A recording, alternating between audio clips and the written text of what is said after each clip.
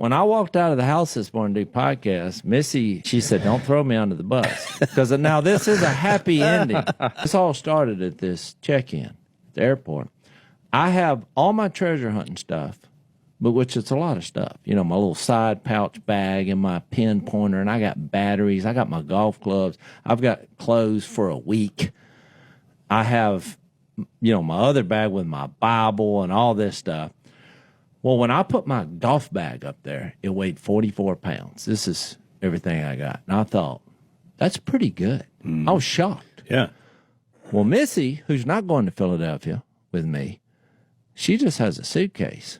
Well, when I reached and grabbed it, a pain.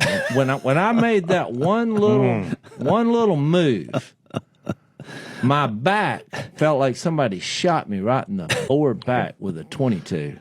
When that weight popped up there, I said, yep, 66 pounds. And so I looked at her and I said, babe, the whole purpose of a vacation is to relax. You got to pay extra for that too. Over 50 pounds, you got to pony up. It's another point that I didn't care about, Zach, because I thought I was dying.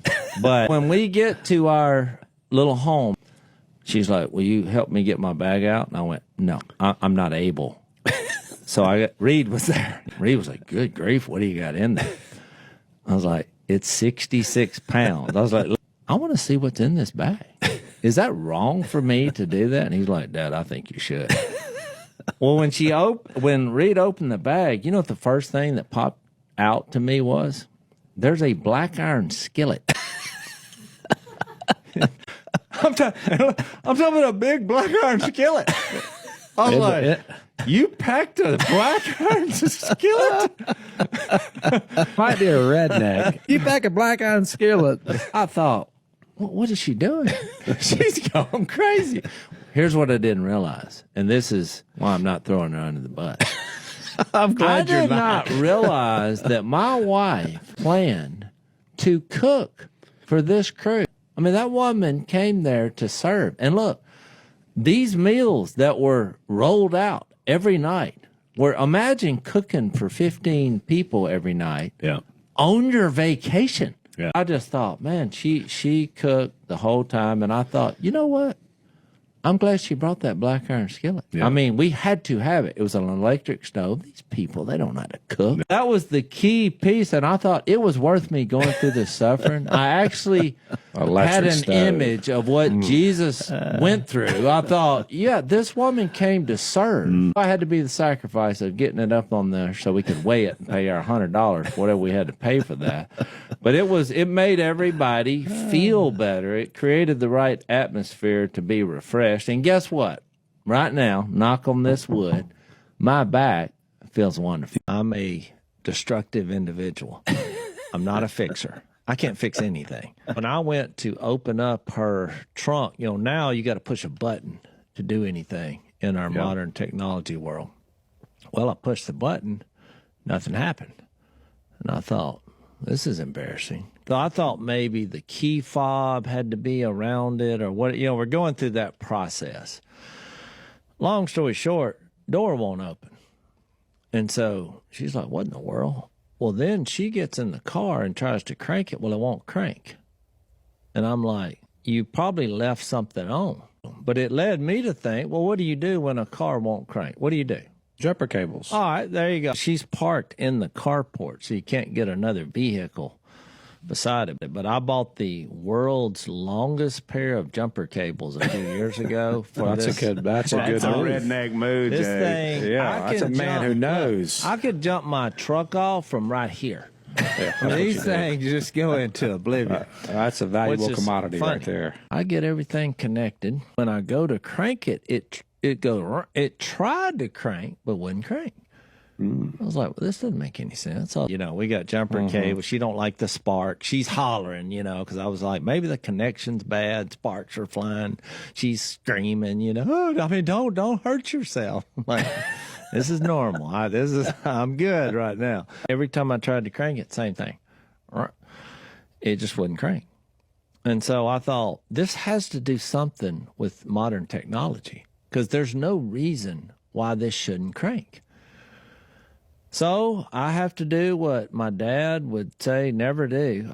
Having trouble cranking Grand Wagoneer. Please help. On YouTube, there's a guy, has a video.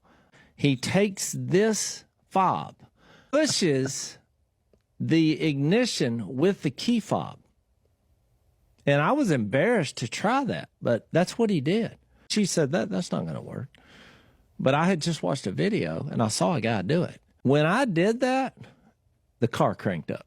Look on my wife's face, because she's standing beside the vehicle when that car cranked up. But when I did that, it made me look like Mr. Fixer. Because now I'm like, got a moment. It's a moment. Cue the band, fireworks. I fixed something yesterday. That's why I thought I should share this to the world. Because who would know this? Who would know that if your battery goes out on a key fob, that you can push the actual fob into the ignition button and it will crank? Because one of the biggest arguments that I've ever had with my wife is when my oldest son was going to get married, and they sent a text with the date. And I said, nope. And Missy snapped her head at me. She's like, you don't have anything going on. I said, that's the LSU-Alabama game. So it wasn't that year, obviously, because they've been married longer. And she was like, this is your son. You know how Missy can be. Yeah. She started the speech. Well, I'm already typing. I was like, that's the LSU-Alabama game. No one will come. And my oldest son should know this. I wasn't selfishly saying that. You were saying I'm back into the argument, here. What has it been? 8 years later. I was like, they're not going to come. Or they're going to be distracted. Why would you want to do that? And so I put that down, and then there was no argument. They put another date, which I looked up the LSU schedule, and it was during the bye week. Yeah. And I thought, now we're talking. Which this is called compromise. My dad, early on in our life, he did not give very good marriage advice. He had his 3 points. Can she cook? Does she carry her Bible? Because that used to bother me. I thought, shouldn't the Bible come before the spoons? Right, exactly. Anyway, and will she pick your ducks? Well, my wife, she didn't have but one of those for the first 10 years I knew her. She had the Bible. She couldn't boil an egg. And she said, look, I will never pick your ducks. Yeah. Because I tried it. I was like, well, so much for that advice. Terrible advice.